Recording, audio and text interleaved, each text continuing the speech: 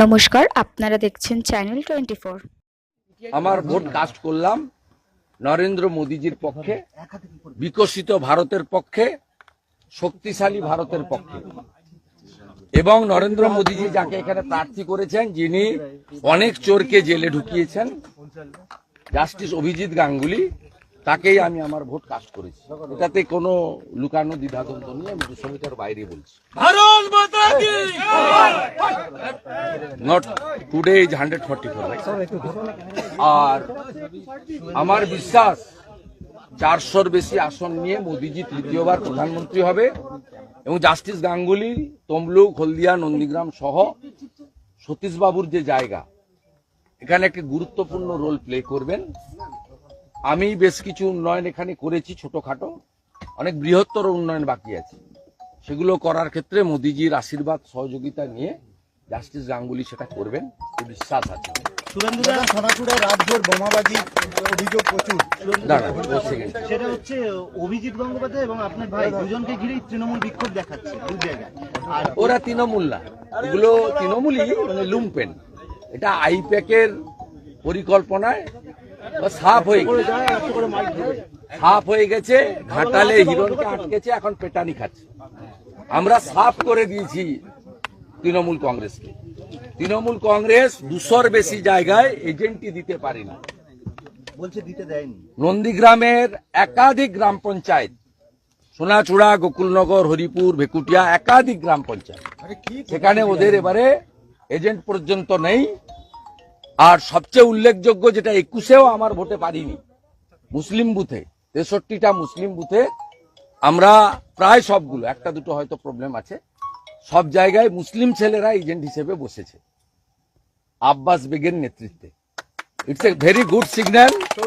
এবং আমরা নন্দীগ্রাম থেকে অভিজিৎ বাবুকে অনেক বেশি ভোটে মার্জিন দিতে পারবো। 2 নম্বর ব্লকে 18-20 হাজার লিড হবে। 1 নম্বরেও আমার বিশ্বাস 5 থেকে 10 হাজার লিড।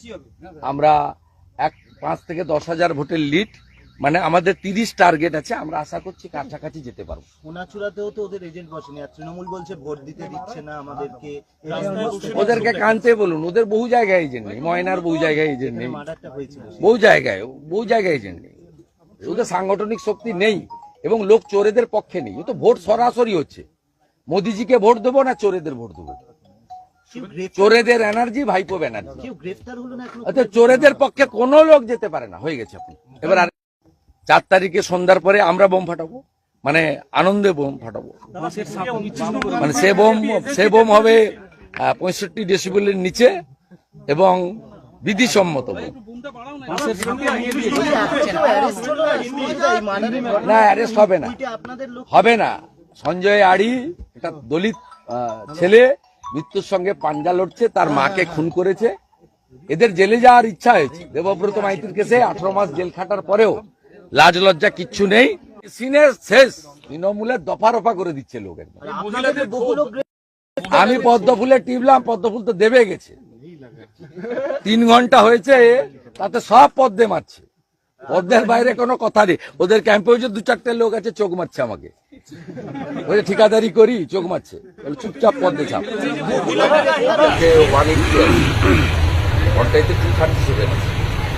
বলার সাথে সাথে মুখ করছে।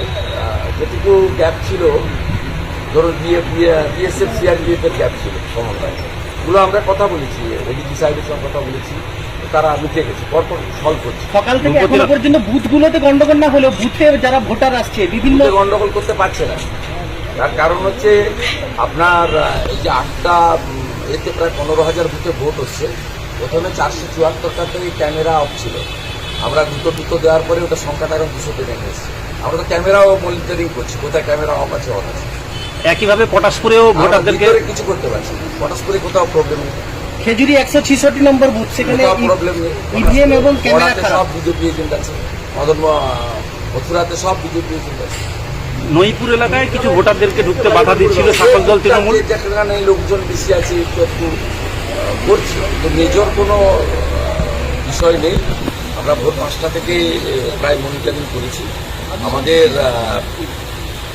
সাংগঠনিক শক্তির থেকেও বেশি এজেন্ট আমরা দিতে পেরেছি, ইভেন মাইনরিটি বুথেও বহু মাইনরিটি যুবক ছেলেরা এজেন্ট হিসেবে এসেছে, যেটা 21 সালে আমরা পাই। জেলাটা আপনার হাতের তালুর মতো চেনা, জেলাটা আপনার হাতের তালুর মতো চেনা। এখনো পর্যন্ত সকাল থেকে যে এই গোটা এলাকাটাই যেখানে ভোট হচ্ছে হাতের তালু।